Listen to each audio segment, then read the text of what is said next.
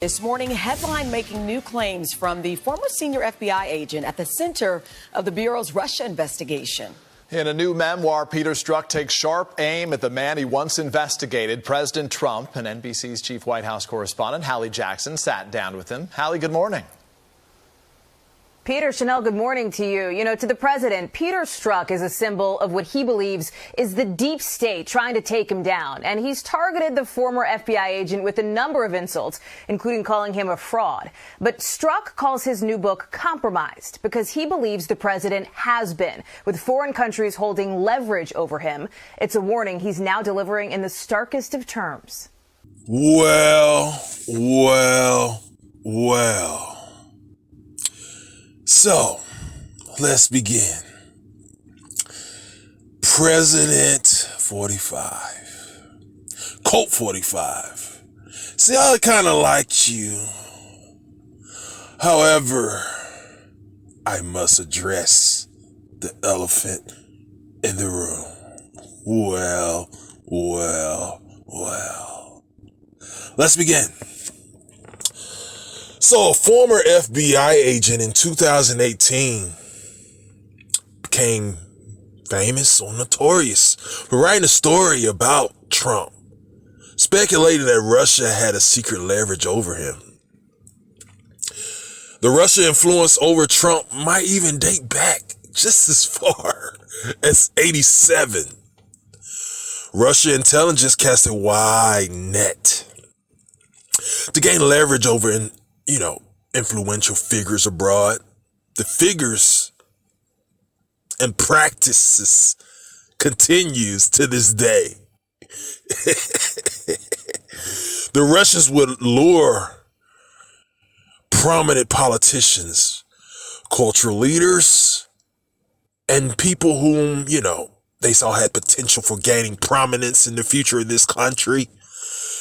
So, in '86, Soviet ambassador Yuri Dominin met Trump in New York to discuss a building in Moscow. Trump visited Moscow in about July '87, and he stayed at the National Hotel, the Lenin Suite.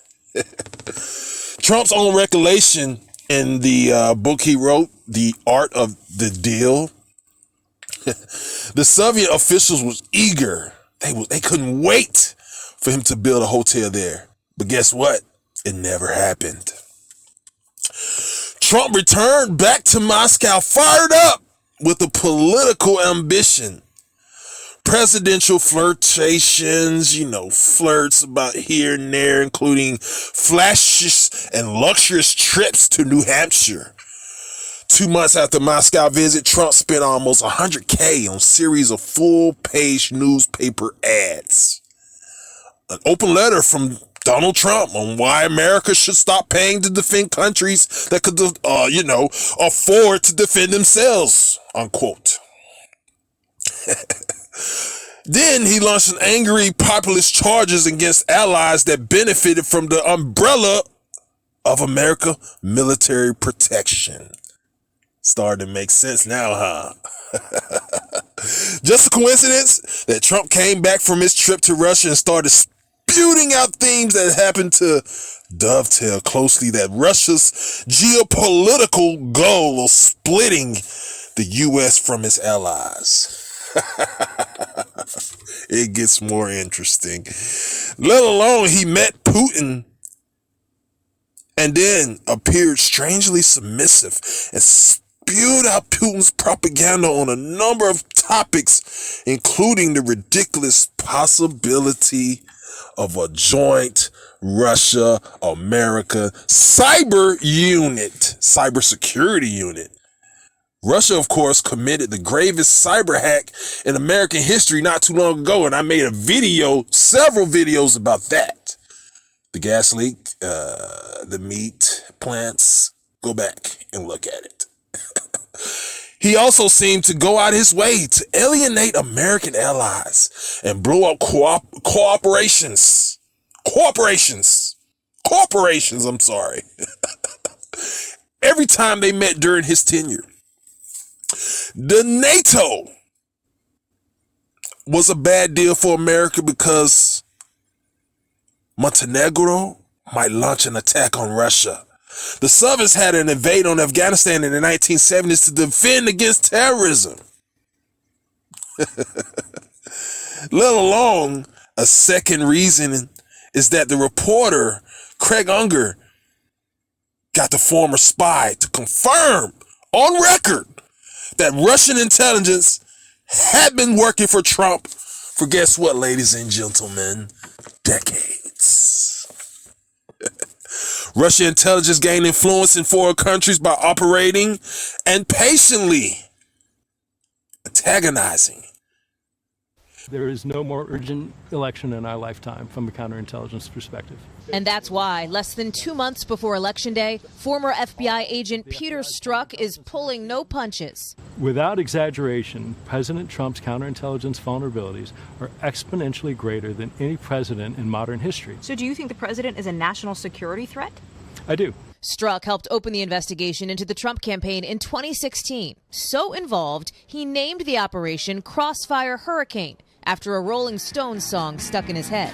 And also different gradations of leverage over different kinds of people, and use basic toolkits and blackmail that involves exploitations of greed, stupidity, ego, and sexual appetite, all which are traits of Colt 45 has in his abundance.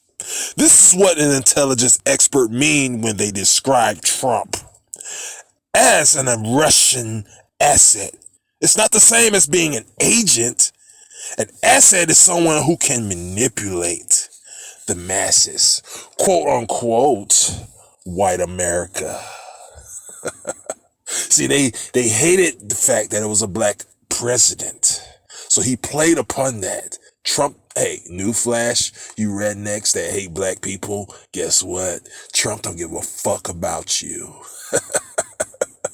He's a businessman.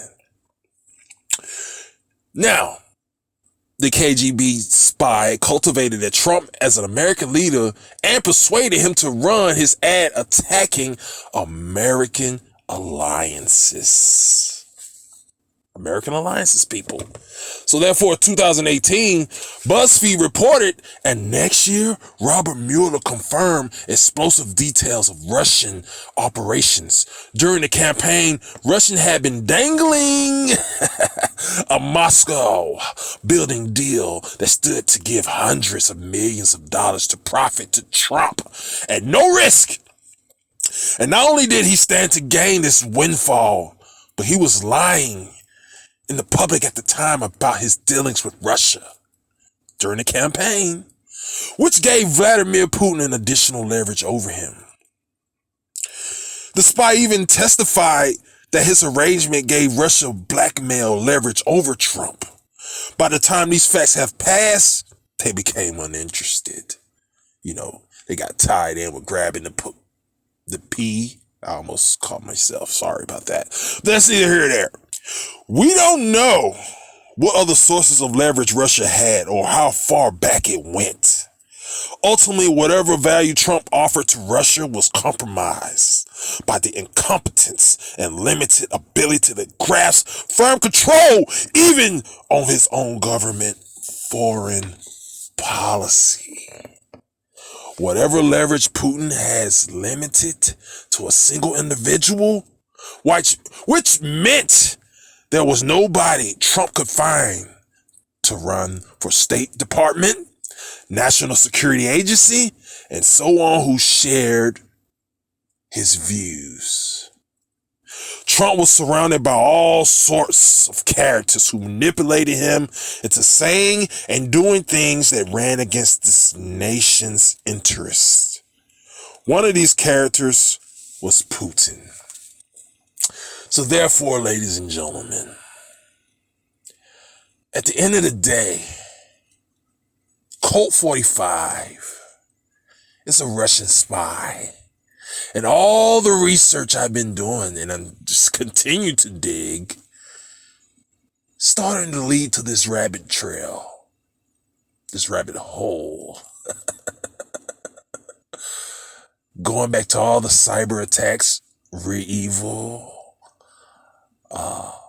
the meat plants, the gas. It's all making sense. And even it started to make sense about this Trump thing in 2024. It's a lot of things that's going on. And it's starting to make sense to me. And I hope it's starting to make sense to you. I will be dropping my next video in a few days about Independence Day and how the alien invasion is coming into play.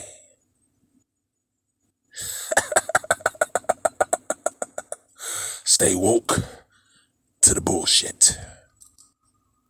And he's one of the agent's former national security advisor, Michael Flynn, pleaded guilty to lying to about his conversations with the then Russian ambassador to the U.S., charges the Justice Department recently moved to dismiss.